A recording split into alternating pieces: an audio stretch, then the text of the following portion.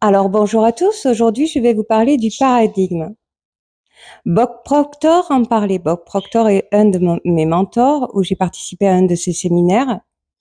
Il faisait des formations en développement personnel, en visio ou en meeting et parlait du sujet du paradigme, qu'est-ce que c'est?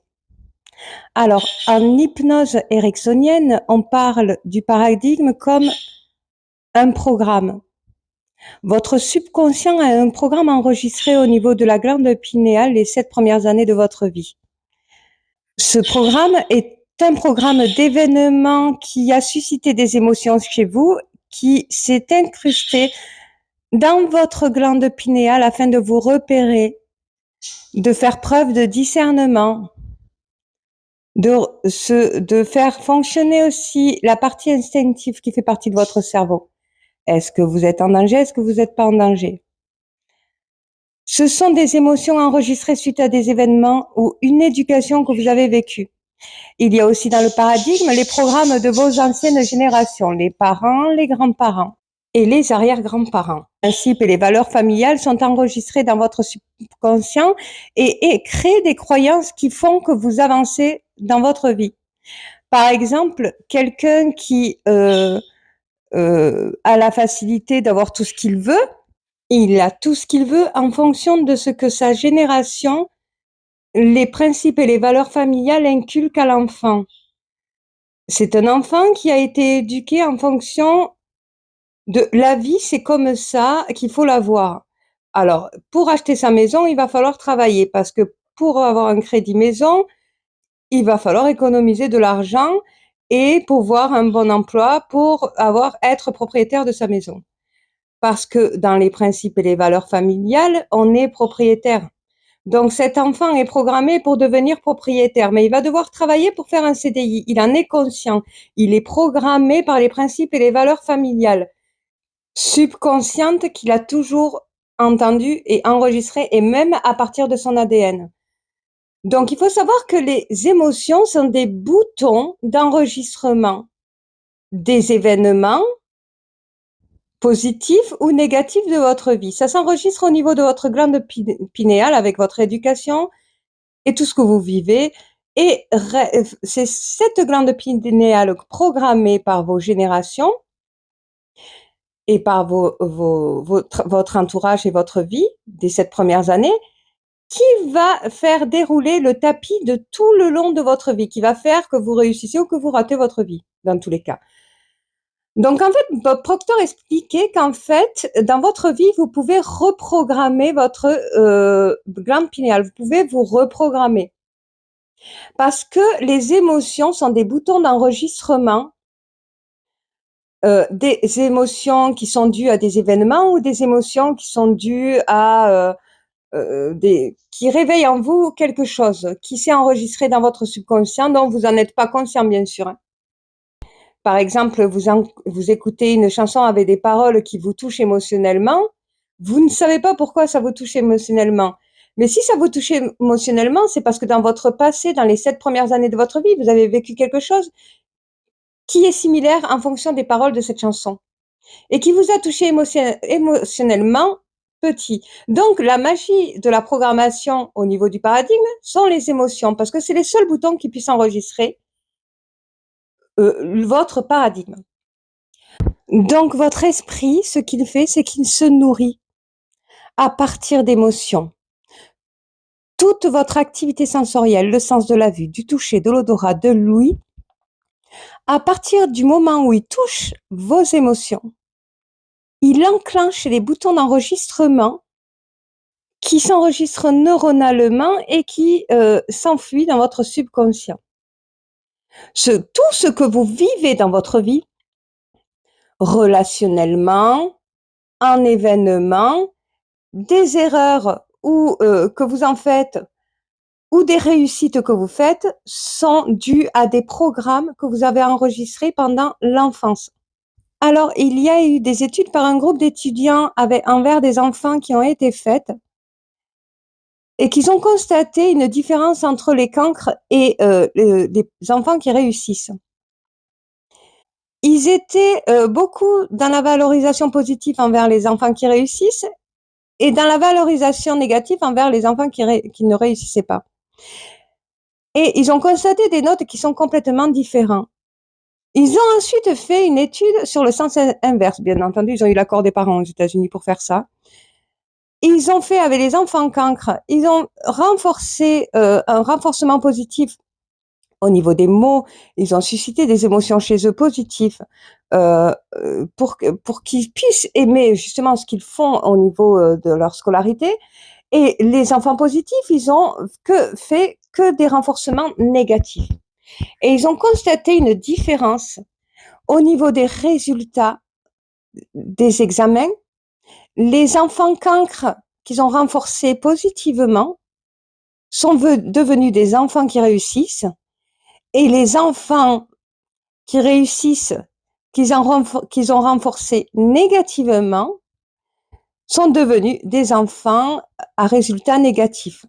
Donc, ils ont constaté que le pouvoir était vraiment dans les émotions et dans les mots que les éducateurs, les professeurs et les parents, bien entendu, dont les éducateurs, avaient envers leurs enfants. Leur milieu de vie, tout compte, en fait. À partir du moment où vous faites du renforcement positif envers une personne, même si elle se sent négative, que vous lui ressortez tout ce qui est bien en elle et tout ce qu'elle peut réussir par rapport à son comportement et ce qu'elle représente, elle va réussir. C'est le renforcement positif. Donc, ils ont constaté qu'il y avait une différence d'énergie. Donc, ce qui se passe, c'est que, voilà, ils ont eu bien entendu, ils ont expliqué aux enfants pourquoi à la fin de l'exercice, pourquoi ils ont fait de l'exercice, quel était le résultat, et quel était l'intérêt de cet exercice. Donc, pour vous dire que, en hypnose ericksonienne, on vous l'apprend ça. On appelle ça, comme je vous ai dit au début de la vidéo, une programmation, une reprogrammation. Quand on voit qu'il y a des problèmes, quand on reçoit des personnes qui rencontrent des difficultés dans leurs relations, dans leur sommeil, par rapport à des événements qui traversent, on change les événements négatifs en événements positifs. On le fait systématiquement avec un langage bien précis qui est propre à l'hypnothérapeute. On ne peut pas se dire hypnothérapeute sans avoir la formation. Et je dis ça parce que je vois beaucoup de vidéos sur YouTube où il y a des gens qui se disent pratiquer de l'hypnose, croyant que il ne faut pas avoir des formations, mais il faut savoir que l'hypnose ericksonienne et l'hypnose énergétique est un langage bien précis. Il faut connaître les langages. Il faut comprendre la PNL et savoir ce que le subconscient enregistre et n'enregistre pas, et comprendre toutes les techniques aussi. Donc, il faut faire attention. Alors, pour ceux qui se disent non réceptifs à l'hypnose, c'est parce qu'en fait, vous n'êtes pas avec des personnes qui ont compris ou leur formation, ou qui n'ont pas la formation du tout et qui se disent hypnothérapeutes. Donc, Anthony Robbins, qui est l'un des plus grands hypnothérapeutes du monde, parle aussi de cette reprogrammation neuro. Et vous voyez dans un de ces meetings une personne en dépression, en pleurs, qui lui explique son histoire. Il arrive à le sortir de la dépression en 3 minutes avec de l'hypnose, avec un ancrage et avec un langage bien précis. Donc, pour vous dire que l'hypnose est l'un des plus grands moyens afin de reprogrammer votre paradigme. Donc, pour les personnes qui ratent leur relation, la vie qu'ils auraient souhaité, par exemple, la vie idéale de chaque être et le modèle de la société. Donc, réussir ses études, avoir un bon métier, gagner un bon salaire, acheter une maison, se marier, avoir des enfants, avoir sa voiture, avoir son permis, enfin tout ça, c'est des codes de la société, de la réussite de la société. Il y a des personnes qui vont réussir à tout avoir parce qu'ils ont un visu de cette société, de la réussite comme ça. Et il y a des gens qui n'auront pas tout ça, mais qu'ils auront autre chose. Pourquoi il y a des gens qui vivent exactement le modèle de la société et d'autres non? Alors, il faut savoir que ça fait partie du paradigme, ça aussi. C'est parce que vous avez un modèle de vie avec des ancrages et une programmation qui fait que pour la vie doit être comme ça jusqu'à votre mort, en fait. Vous devez suivre les codes de la société pour faire partie de la société. Et il y a des gens qui ont du mal à s'intégrer à la société et qui ont du mal à construire toute une vie comme ça parce qu'ils ont une programmation qui est complètement différente que celle que la société demande. Donc, il faut pas, c'est pas celui qui suit les codes de la société qui a forcément raison ou celui qui ne suit pas du tout les codes de la société qui a tort. Il y a dans votre programme une façon de voir les choses et de suivre une vie qui est demandée. Donc voilà. Donc pour celui qui ne suit pas les codes de la société, vis-à-vis de la société, elle rencontre la société. Pourquoi elle rencontre? Parce que dans sa programmation neuro, elle a enregistré des codes qui ne veut fait en sorte qu'elle ne se sent pas intégrée. Donc, en fait, un hypnothérapeute, si elle veut suivre les codes de la société pour réussir sa vie, avoir sa maison, sa voiture, tout ça, il va falloir trouver les codes pour qu'elle puisse s'intégrer à la société. Si c'est ce qu'elle veut.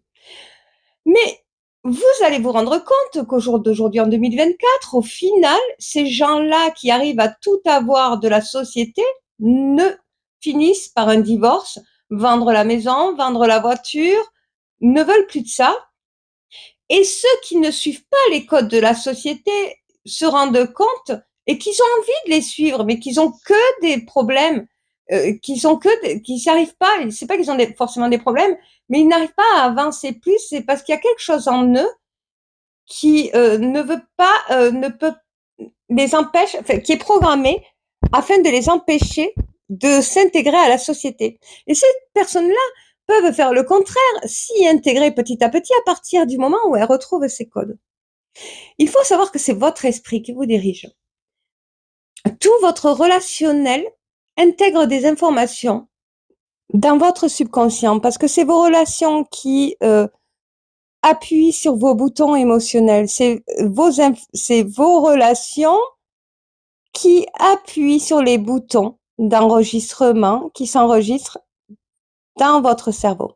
Alors, si le peu que vous avez vécu des événements traumatisants pendant votre enfance et que vous avez un problème relationnel adulte qui appuie sur un bouton qui éveille vos blessures d'enfance, vous allez pas réussir à avancer parce qu'en plus, il renforce cet enregistrement. Mais c'est parce qu'il y a quelque chose que vous n'avez pas réglé dans le passé. Alors, dans le cerveau humain, on vit dans le passé, dans le présent, sans visualiser le futur. Et c'est le passé qui va faire que dans votre présent, vous allez construire pour votre futur. Donc, si vous n'améliorez pas le passé, si vous n'arrangez pas les problèmes passés, si vous n'effacez pas, alors en hypnose ericksonienne, on utilise des techniques pour effacer, justement, faire le nettoyage du passé et reprogrammer. Si vous ne reprogrammez pas, votre futur est terminé. Alors, il faut reprogrammer. Mais pourquoi dans ces esprits-là, dans ces deux modèles-là que je vous ai expliqués, l'un qui réussit tous les codes de la société, l'autre qui rate tous les codes de la société, d'un coup, celui qui réussit, il perd tout, et celui qui ne réussit pas, il gagne tout. C'est-à-dire qu'il arrive à s'intégrer, qu'il arrive à avoir des codes. Parce qu'en fait, ces deux individus-là ont eu deux perceptions de vie différentes avec deux enregistrements différents. La personne qui n'a pas les codes est une personne qui est issue de familles en général qui n'avaient pas les codes non plus, qui avaient du mal à s'intégrer, mais qui ont fini par justement travailler dur et fort pour réussir. S'ils ont envie d'intégrer ces codes de la société, c'est parce que leur famille, au final, ils ont réussi à mettre tout en œuvre pour réussir à suivre les codes de la société.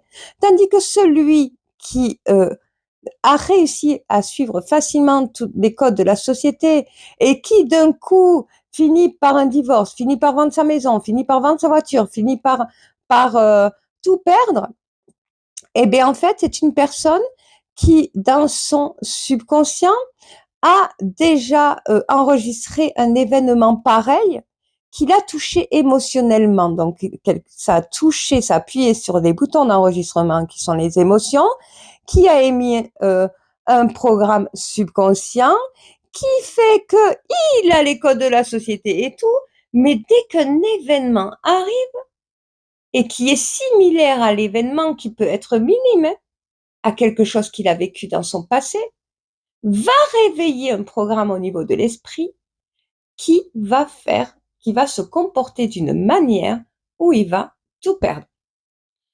Alors, en spiritualité, on va vous dire aussi, c'est parce qu'en fait, c'est pas la direction que votre esprit doit prendre. Parce que votre esprit se nourrit d'événements, se nourrit de tout ce qu'il rencontre comme image, comme sens auditif, touché, kinesthésique, ouïe et vue. Il va tout enregistrer. Ce qui lui fait du bien, ce qui lui fait du mal. Parce qu'il a besoin de ces deux programmes pour pouvoir faire preuve de discernement.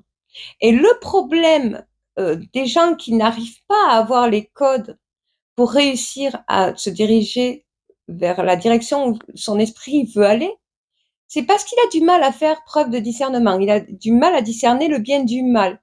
Alors, quand on a du mal à discerner le bien du mal, et ça, le discernement, je vous en parlerai dans une prochaine vidéo, comment on le construit, comment on le repère, comment on arrive à comprendre. Est-ce qu'on sait faire preuve de discernement? Beaucoup de gens me disent oui, oui, oui, moi je sais discerner le bien du mal, hein, j'ai été bien éduqué. Ça ne vient pas en fonction d'éducation, le bien du mal. Hein. Donc, en fait, le discernement se fait en fonction de si vous avez, par exemple, une blessure d'injustice et et ça arrive énormément, mais ça vous en rendrez pas compte, quelqu'un qui ne sait pas se défendre, par exemple, va être victime d'injustice. Parce qu'il n'a pas les codes pour pouvoir se défendre. Parce qu'il a peut-être été éduqué par un parent qui lui dit ne réponds pas, laisse-le parler, euh, ça va passer, pardonne, voilà. Donc la faim ne va pas réagir pour pas empirer les problèmes de colère ou des problèmes à laquelle il fait face. Donc l'enfant, en fonction de ce mécanisme, ne saura pas se défendre. Parce qu'il aura appris à se taire, à ne pas réagir. Alors, c'est chose qu'il faut faire, hein, mais il faut savoir aussi se défendre dans des situations. Parce que sinon, vous allez être victime d'injustice. Alors, quelqu'un qui ne sait pas se défendre et qui ne sait même pas utiliser la parole pour se défendre, je dis pas se défendre au niveau des gestes, mais au niveau de la parole, le problème qu'il va rencontrer, c'est qu'il ne saura pas se justifier. Quand il y a un souci qui se rencontre et que vous êtes dans le banc des accusés, vous n'aurez pas les mots pour expliquer comment vous avez vécu cette injustice, vous? Est-ce que vous êtes victime ou est-ce que vous êtes coupable de cette injustice? En règle générale, si vous avez la blessure d'injustice, c'est qu'il y a quelque chose dans laquelle vous avez été victime. Donc, quand vous avez cette blessure d'injustice qui vous suit et que vous n'arrivez pas à vous défendre et que vous n'arrivez pas à trouver les mots pour vous défendre, vous perdez le sens du discernement. C'est-à-dire que vous avez mal à discerner le bien du mal. Donc, qu'est-ce que ça a à voir dans votre paradigme? Eh bien, le fait de grandir en fonction d'un problème de discernement va faire en sorte que votre vie, vous pouvez avoir de gros problèmes relationnels dans votre paradigme parce que vous n'arrivez pas à faire preuve de discernement, parce que vous avez été victime d'injustice et parce que on vous a programmé en vous disant que c'est pas grave, laisse passer, pardonne, laisse pour ne pas empirer la colère, alors que vous avez été dans le banc des accusés, qu'il y a énormément de personnes contre vous. Eh bien, ça va attirer à vous des relations qui vont être contre vous. Et bien souvent, qu'est-ce qu'on rencontre? Moi, qu'est-ce que je rencontre quand je reçois des gens? Des gens qui me disent, moi, j'ai des problèmes au travail, je veux changer de travail, j'ai des problèmes avec mon équipe, ça ne va pas du tout. Ils m'accusent de quelque chose que je n'ai pas fait. Mais il te faut les mots pour te justifier, en fait. Eh bien, cette personne n'arrivait pas à les trouver alors qu'elle les avait au fond d'elle. Mais elle a été éduquée avec un programme qui l'a empêché d'essayer de chercher les mots pour pouvoir se défendre, en fait, et se justifier.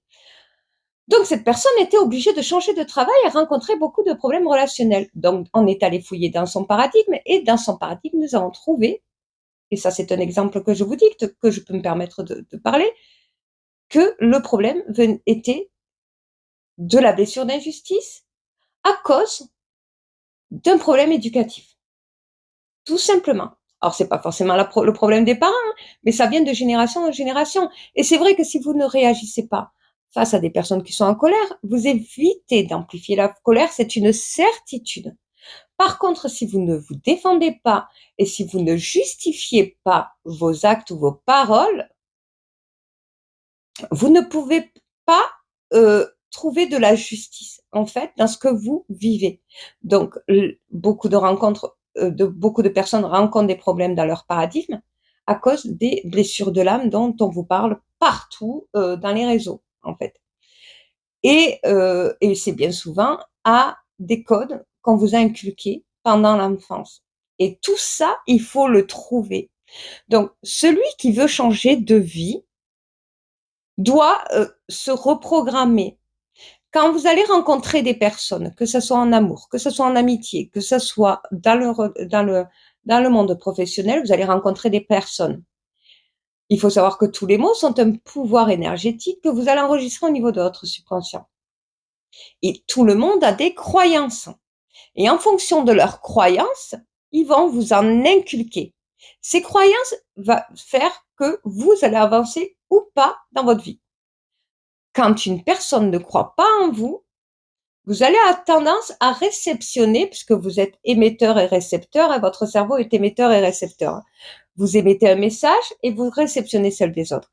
Et en fonction de ce que vous réceptionnez, qu'est-ce qui se passe? Vous allez enregistrer avec les boutons d'enregistrement qui sont les émotions, des informations.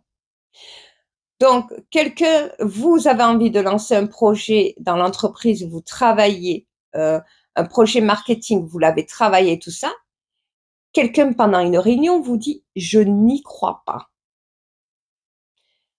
Il suffit qu'elle éveille une hypersensibilité chez vous ou un passage de votre vie dans votre subconscient événement qui éveille les codes de votre éducation ou de votre enfance ou de vos générations familiales. Vous allez pas y croire vous-même parce que vous allez réceptionner un message qui va faire éteindre vos croyances, alors que c'est vos croyances qui vous permettent de finaliser vos projets. C'est tous les codes que vous enregistrez. Pour de vrai, vous pouvez tout faire de votre vie en fonction de votre système de croyances. Mais pour ça, il faut changer tout ce que vous avez enregistré dans les codes de l'enfance et de l'éducation et de tous les événements que vous avez vécus. C'est des répétitions à faire en permanence dans votre cerveau avec le code je suis. Par exemple, vous êtes créateur, je suis créateur. Vous êtes intelligent, je suis intelligent. Même si vous avez souvent entendu dans votre entourage des informations vous dire vous êtes bête, t'es bête, t'es bête, t'es bête, et que à un moment donné, votre conscient, ça éveille une émotion chez vous parce que quand vous étiez enfant, votre père, votre mère, votre frère, votre sœur vous a dit que vous étiez bête en vous donnant une gifle. Elle a éveillé en vous un sentiment d'injustice. Donc, elle va vous gifler et vous allez enregistrer ça ça va être enfoui sur votre subconscient, mais vous n'allez pas savoir que c'est pour ça que vous l'avez enregistré. Vous allez enregistrer et vous n'allez pas vous dire être intelligente. Tandis que si vous le dites à répétition pendant une période de 21, 60 ou 90 jours, votre cerveau se termine par y croire.